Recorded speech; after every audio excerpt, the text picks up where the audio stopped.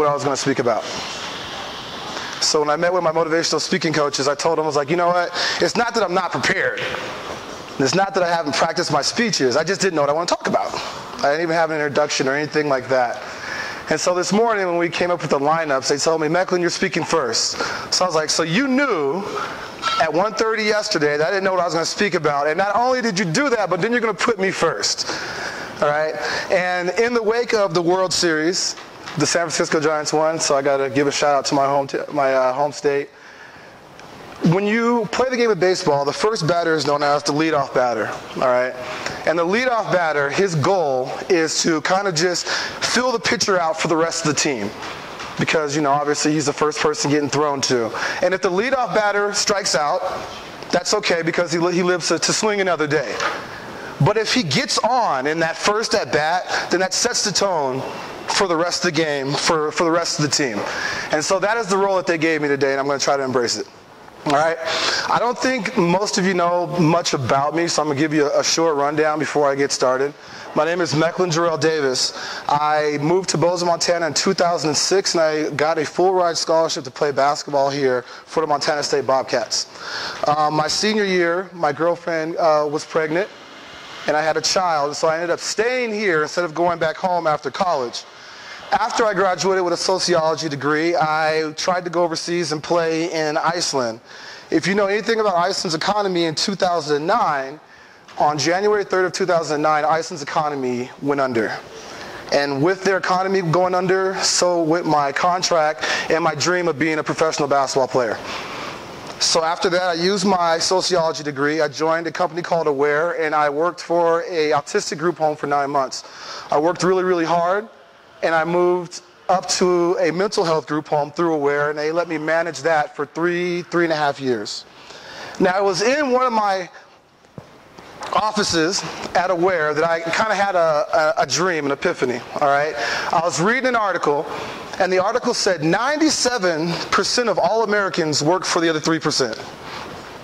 I'm going to say that again. It told me 97% of all Americans work for the other 3%. And so I'm a simple-minded guy, so I had to kind of like flip that stat back around. So I was like, you mean to tell me 3% of all Americans, all individuals, either own their own company, are entrepreneurs, or have the time freedom to work when they want to?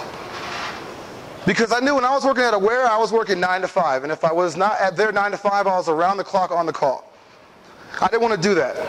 I realized at the age of 35, 36, 37, I wanted to be able to attend my child's practices, attend their games, work on the road so I can be in my child's life. And so I kind of made a decision.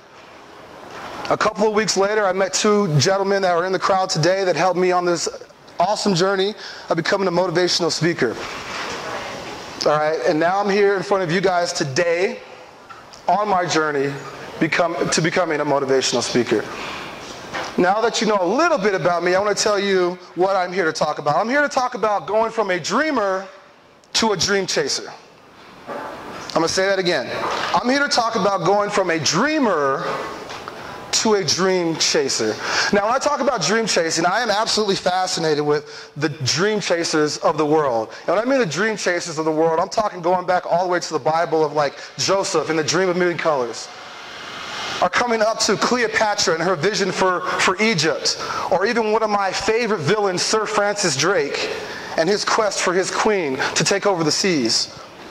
Or we can even come more recent to dream chasers that we have more present, like Steve Jobs, Bill Gates, athletes like Michael Jordan, LeBron James, Kobe Bryant, that had dreams that transcended the world that they're in.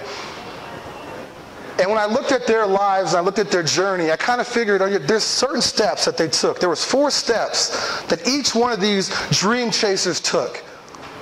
And when I looked at my life and the journey I was taking, I wanted to make sure that I had those 4 principles in line so that I would too become successful in life. When I think of one of the ultimate dream chasers, it takes me back to a story of a kid that I knew when I was a sophomore in high school. His name was Robbie Berwick. Now, Robbie Berwick, his brother's name was J.D. Berwick, and we both played varsity basketball my sophomore year. J.D. was a freshman. And Robbie, thank you, Joe. About to pass out up here, Doug. Now, Robbie, all right, Robbie was about 5 foot nothing. Like, I mean, when he was 5 foot nothing, he was about this big, all right? Robbie had huge glasses, all right? He had wiggly teeth, because at that age, wiggly teeth means you're about to lose your teeth, right? And he talked with a lisp. And when I mean he talked with a lisp, it was a pretty bad lisp. And so I remember the first time I ever met Robbie, he came into the gym behind his 6'4" brother, and he has a basketball on his hip. And so I'm like, that's cute. You know, you got a little 5-year-old that carries a basketball around his hip. He thinks he's going to be in the NBA, all right? And so the first time I went and talked to Robbie, you know, I'm 6'1", and I'm looking down at Robbie. I'm like, Robbie, what do you want to be when you grow up? And Robbie's like, you know, all of like 5 foot nothing. So he gets excited and, you know, puffs his chest up and he looks up at me and he goes, I want to be a professional basketball player. And I was like, what do you want to be? He's like, a professional basketball player. And again, he had that list. He wanted to be a professional basketball player. Now, of course, all of us wanted to be professional basketball players at that time. I mean, that's why I was playing basketball in high school. But see, there was something different about Robbie. You see, Robbie actually lived and breathed the sport of basketball. He slept with his basketball. Everywhere he went, his basketball was with him. I can remember some of the games that we played. He would run down during our timeouts and get up as many shots as he possibly could before the buzzer went off. There was times at halftime when the clock was running down to 0, he would dribble around 5, 4, 3, 2, 1. And if he hit the shot, the crowd would go crazy. Ah! And if he missed it, he would live to shoot another day. But what was beautiful about this dream chaser was I was able to grow up with him year in and year out. So by my junior and senior year, Robbie was no longer that small 5th grader that wanted to be a professional basketball player. You see, Robbie had lost his lisp. Now when Robbie was going out between halftime or timeouts and shooting, he was making like 75% of his shots. Now when Robbie was sprinting out and going to make that game-winning shot with the clock going down, he was hitting it and the crowd was going wild. And we knew at that moment that becoming a basketball player was his very being. That's what he was on earth to do. He had been so trained in his ways that his dream was starting to become his reality. And that leads me to my first point in coming from a dream chaser, or a dreamer, to a dream chaser. It's the dream. How many of you had a dream last night? All of us have dreams. Some of us have dreams and goals for our lives, you know, far beyond this universe.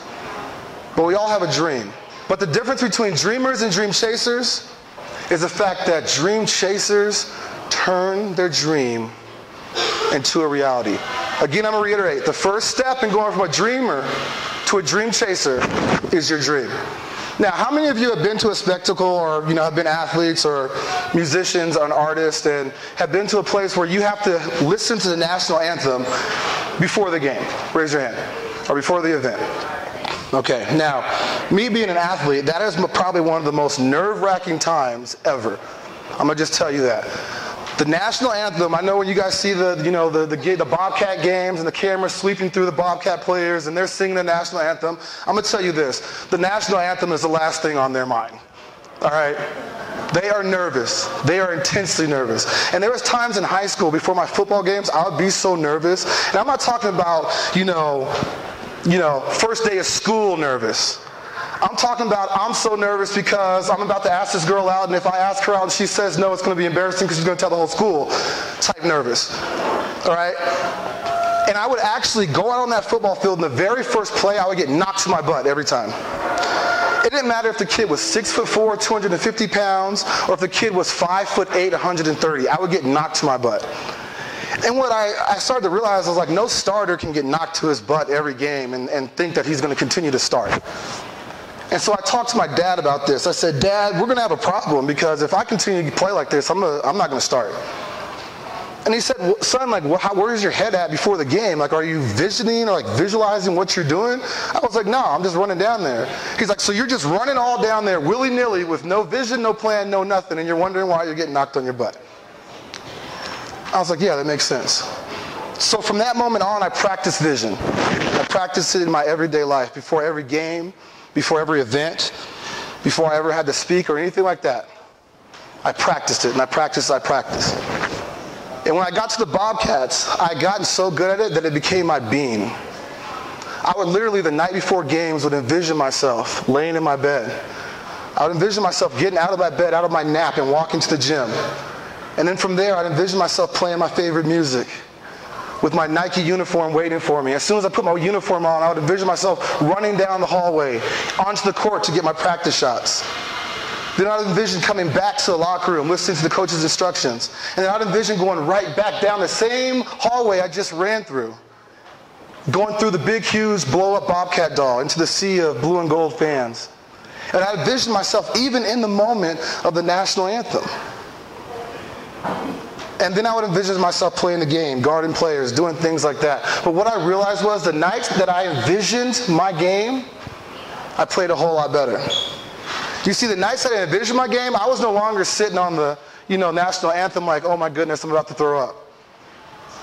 I was at the national anthem like, dear Lord Jesus, I pray that you help everyone else on this court because I am going to hurt them. And not in a bad way. I'm just going to unleash something so vicious that it's going to be a problem. Right?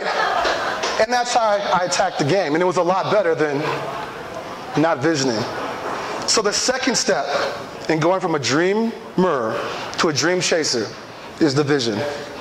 You got to have a vision. After you have your dream, take your vision and go out to your everyday life and just figure out, like, how is this dream going to work? Who's going to help me do this? Who are going to be my mentors? How much money is it going to cost? That is the point of the vision. Now, I told you earlier I'm fascinated with dream chasers. And when it came to dream chasing, I had to think of the ultimate dream chaser in my life right now to this date that I've always known of. How many of you out there have seen the movie 300? Raise your hand. Movie 300. All right. In the movie 300, they talk of a guy by the name of King Leonidas and the Battle of Thermopylae. All right.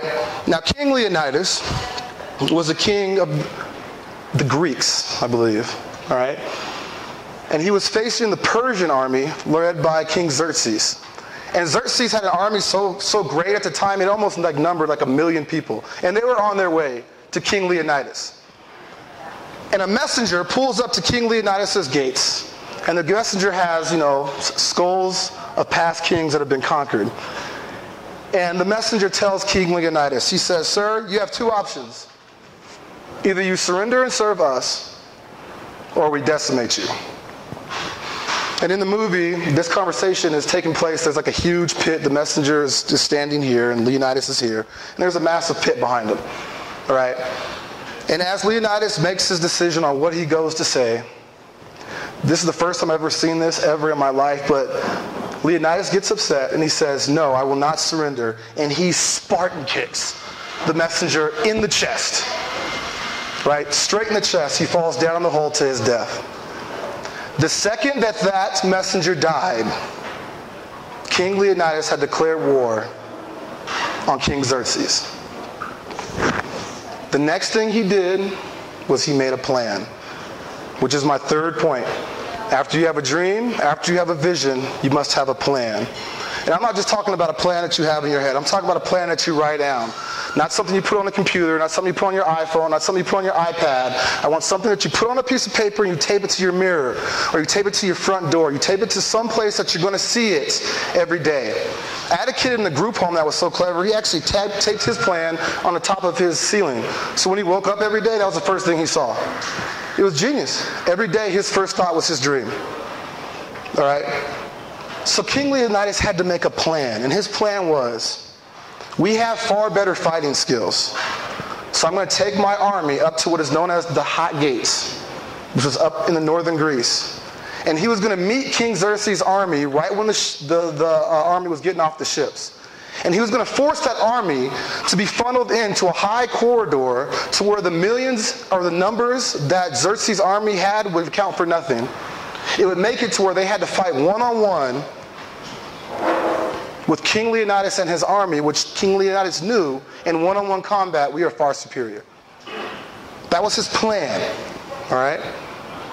Now, the fourth step in going from a dreamer to a dream chaser is the execution. All right, you can have a plan, but you have to have execution. Without the execution, the plan falls for naught. It's kind of like a dream. Without a dream without a goal is merely just still a dream. So without executing the plan, everything has fallen for naught. So Leonidas took his army and they went up to the hot gates and they executed the plan. They fought for a good 5 days, and after 5 days, somebody found out that they could flank King Leonidas and his army, and so they knew that they were going to be through. And so Leonidas gathered his troops of 7,000 people, not 300 like they said in the movie. It was 3,000 or 7,000. And he told his men, look, we've been outflanked. We're going to probably die in this next battle. 6,700 men went home and left only 300 there to fight. And those 300 fought for another day, day and a half before they were decimated. But that amount of time and that amount of fighting allowed his country to not only get a plan and fight off King Xerxes long enough to be able to come back that following year and conquer the army with vast numbers. Without the dream of King Leonidas, Greece probably would have been overtaken. Again, I want to go over the 4 points before I get out of here. The first point is your dream. You got to have a dream. The second point is your vision. After the vision, you must have a plan. And after the plan, you must have execution.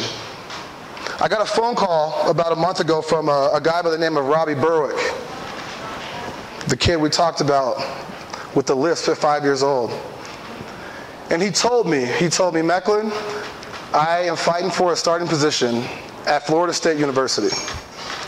That's not only one of the biggest schools in America, not only one of the biggest conferences in America, but he'll be playing on some of the biggest spectacles in America.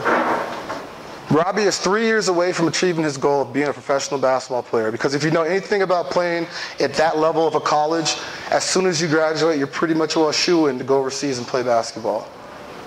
But Robbie has been dream chasing for 13 years. And is now 3 years away from achieving his goal. If you take anything away from what we talked about today, remember those 4 points. Because I promise you, if you take those 4 points and apply them to your life, you will definitely go from a dreamer to a dream chaser. Thanks for having me this evening. Thank you, sir. Oh. Thank you, Mecklin. All right. It's hot up there. Oh, gotcha. You're going to go out and buy a notebook tonight if you don't have one, right? And start writing down your dreams and following the plan, right? Yeah. If you need me to get you something, let me know. Those lights are beaming on you. The next speaker is also... The lights are really hot. Incredibly amazing. I've also enjoyed watching her craft her story. If you ever had a movie, you probably got some DVDs or maybe one of those old VHS tapes in your library. So an old movie that you really like to go back. All right, we got faith again. Lucy life, her life is just like one of those movies. Just like this. It's amazing. Her name is Lucy Crown. Lucy is a retired police officer in the Montreal Police Department. Yes, that's Montreal. In Canada, we have that direction. She served the Montreal community with pride for 14 years until 1996. In 1993, in the line of duty, she faced a 9mm pistol square in the face. Lived, and is here to tell her tale. Her true miracle story. She shares a message, a profound and meaningful message of faith, strength, and vision. She's passionate about empowering people to touch their own greatness. She graduated from John Abbott College in Police Technology. Her thirst for knowledge led her to Concordia, Carleton, and Summit universities to continue her studies, not in police technology, but in communication, literature, writing, and spiritual studies. Please help me welcome Lucy Crown as she now shares her vision of greatness. Lucy Crown.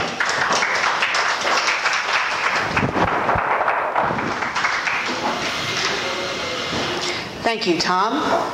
Ladies and gentlemen, my beautiful daughter, family, friends that came from way far to hear me speak tonight.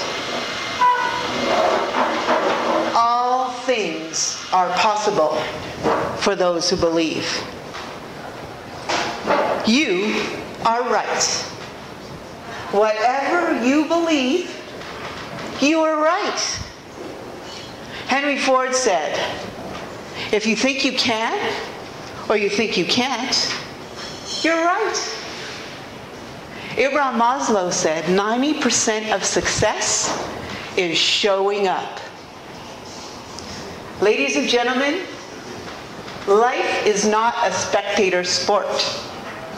If you engage, you will be led to people, experiences that will grow your character, your strength, your courage, your fortitude to meet your moments of greatness. I believe that we were all born to be great. And everyone's greatness looks different. We are all like flickering flames in the darkness.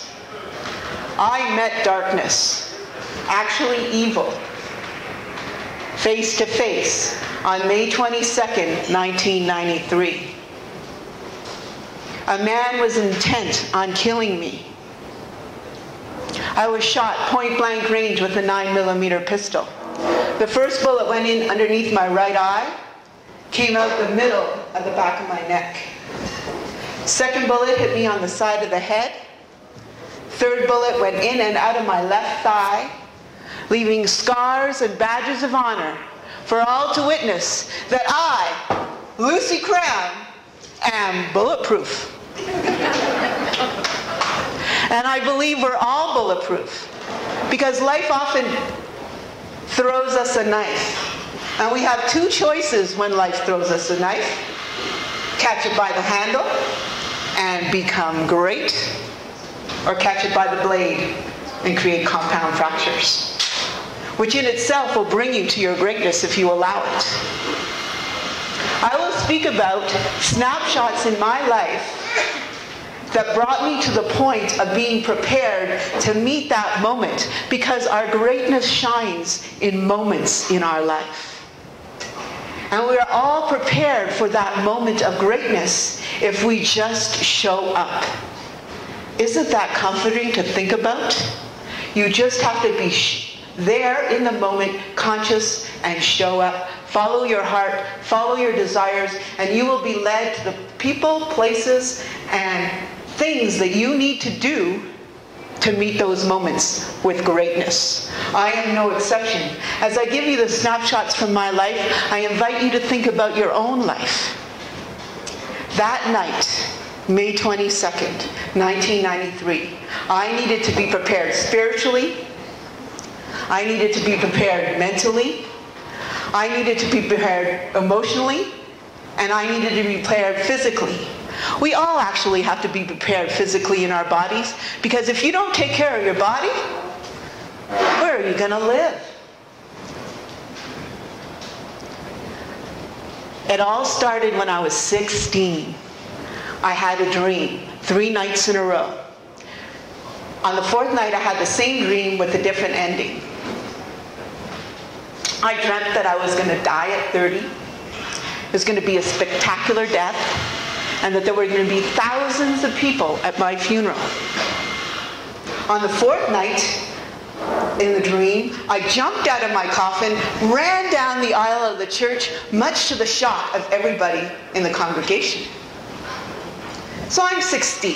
30, it's forever away. So I don't think about it much. But I know that I'm going to die at 30. I told my parents, I told my friends, I believed it, I knew it. I'm sure, how many people out there know things? They have an intuition and they just know something to be true. I knew that to be true. 25. 30 is around the corner. I don't want to die at 30 anymore.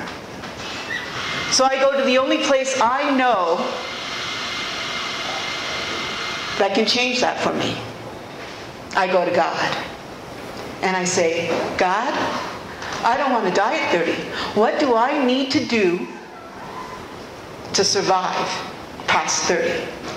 So I'm led down a path that leads me to the Summit Lighthouse, and they teach me about Archangel Michael. Archangel Michael is the patron saint of police officers. Pope Pius XII made Archangel Michael the patron saint of police officers in 1950 because of his reputation in the Bible as being a protector. I always knew this, but I didn't know any prayers to Archangel Michael. So I learned prayers to Archangel Michael. I started talking to Archangel Michael on a daily basis, praying to him, meditating with him. He became my best friend. How many people here have a best friend? Show me a show of hands. Almost everyone. Best friends you can count on. You can count on them to share your victories. You can count on them when you're in trouble. It was important for me, May 22nd, my moment of greatness, one of my moments of greatness, that Archangel Michael be my best friend. Because he is the first person I called to for backup that night, and there's no trace in my mind, but that is the reason I am here tonight, 21 years later, to tell my story. I was prepared mentally. I graduated from police technology. And you would think college prepares you to be a police officer, and the academy, it doesn't. 90% is experience. But sometimes you don't get your experience fast enough. So my first year in the police department, I decided to take a course with Caliber Press. It's an organization run by police officers, for police officers and their families, and they teach you everything you should learn in college, but don't. They tell you what will happen to your body if you get shot or something drastic happens, how your body goes into shock. They tell you what you're going to start thinking, how you're going to start seeing. They explain ABCs about what happens to police officers in stressful situations. And the most impactful part of that weekend, of that training, was a movie where I saw police officers being shot or stabbed, those who survived and those who didn't, for 40 minutes. That is a lot of police officers. Some police officers would die from getting a shot in the leg because they would think in their mind, I'm shot, I'm dead. And they would die. I left that Caliber Press weekend, and I took 2 more weekends that first year in the police department, and I left with a mindset to be prepared. I was taught that when I was a Brownie and a Girl Guide. Be prepared was the motto. I was prepared for any eventuality because I think about it. What would I do if? What would I do when? And when you're a police officer, you don't have time to think what you're going to do. You have to already know what you're going to do. And that mindset I gave to my partners that I work with. And I say, what would you do if a gun ended up in your car? And they'd say, I don't know. I'd say, you're dead. So we would talk about it. We would talk how we would support each other. So I had a mindset. And my mindset for the job was to serve and protect to the best of my ability, and that no way would anyone on the job, no matter what, take my life from me. And guess what? I was right. You are right. Whatever you believe, you are right. If you believe you were born for greatness, and I believe everyone here is, you are right. And if you believe you're not, you're also right. So what do you want to be right about? I was prepared emotionally. Now, to meet a 9mm pistol, point blank range, events on the job calibrated me to that level of violence. 2 months before I got shot, I was called to Concordia University, downtown Montreal, where a professor lost it and was killing people. Everyone he saw came across his path, teachers and students. Now, this is a very interesting fact. my love life prepared me for that call, because I was seeing the security guard at Concordia University.